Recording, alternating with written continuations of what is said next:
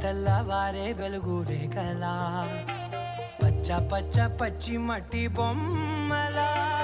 అల్లి బిల్లి వెన్న పాల నురగల అచ్చ తెలుగు ఇంటి పూల కొమ్మల దేవదేవుడే పంపగా ఇలా దేవతే మా ఇంట అడుగే పెట్టెనంట బ్రహ్మ కళ్ళలో కాంతులే